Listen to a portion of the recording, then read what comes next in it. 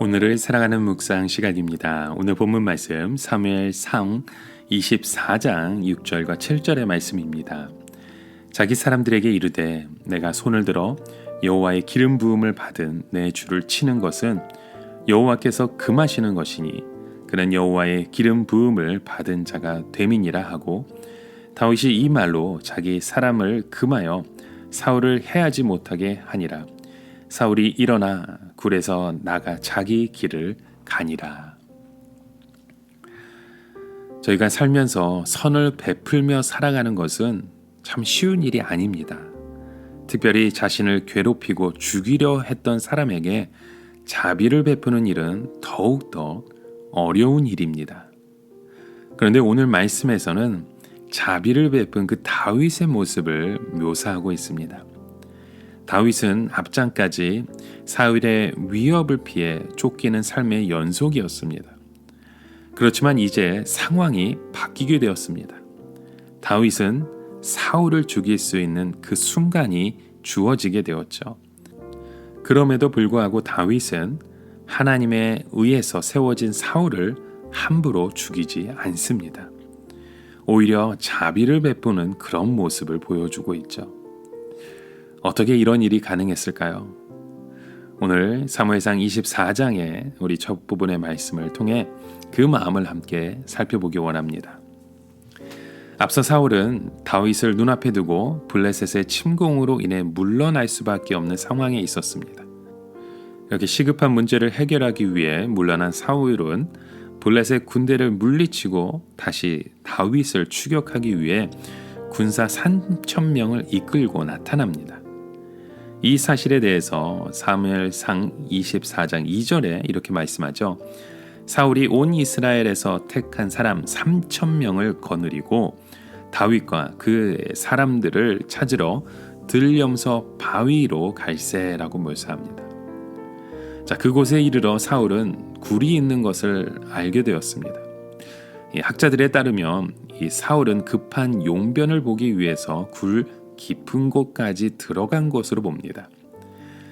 그래서 사울은 이 어두운 굴 안에 있었던 다윗의 일행을 볼 수 없었던 것이죠.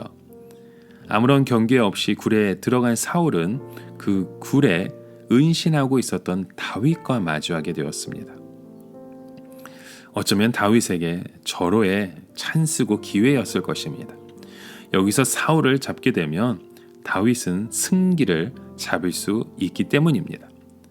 그래서 다윗과 함께했던 사람들은 사울을 죽일 수 있는 좋은 기회라고 말합니다.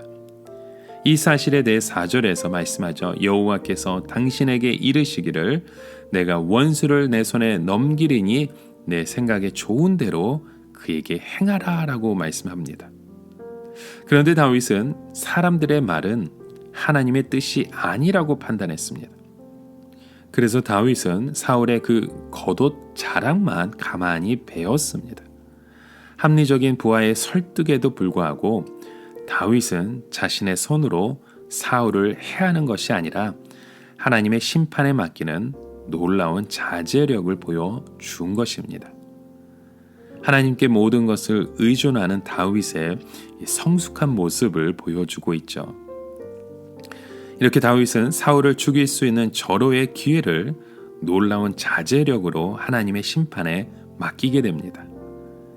왜 그런 행동을 했을까요? 그 이유는 다윗이 사울을 단순한 통치자로 본 것이 아니라 하나님께서 기름 부어 세우셨다는 믿음을 가졌기 때문입니다.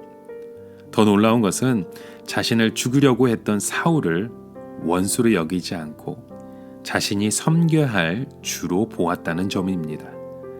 이렇게 다윗은 자신을 죽이려는 원수 같은 사울을 하나님의 섭리와 통치 가운데 바라보고 있었습니다. 이 사실에 대해서 오늘 본문 6절에 말씀하죠. 자기 사람들에게 이르되 내가 손을 들어 여호와의 기름 부음을 받음 내 주를 치는 것은 여호와께서 금하시는 것이니 그는 여호와의 기름 부음을 받은 자가 됨이니라 라고 말씀합니다. 이렇게 다윗은 철저한 하나님의 섭리라는 관점에서 판단을 했고 행동을 했습니다. 그런 그의 모습이 바로 하나님 앞에서 합한 사람으로 인정받게 된 것입니다. 여러분, 오늘 우리의 하루의 삶 가운데도 이렇게 하나님 앞에 인정받는 그런 우리의 그 섭리와 계획과 모든 그 행함이 하나님의 뜻 안에서 하나님의 말씀으로 바라볼 수 있는 우리의 모습 되길 주님의 이름으로 간절히 축원합니다. 오늘을 살아가며 한 가지 묵상의 질문을 드립니다. 여러분, 원수 같은 사람을 용서할 수 있는 그 신앙을 가지셨습니까? 이 원수 같은 사람 앞에서도 이렇게 놀라운 자제력을 우리가 보여줄 수 있으신지요?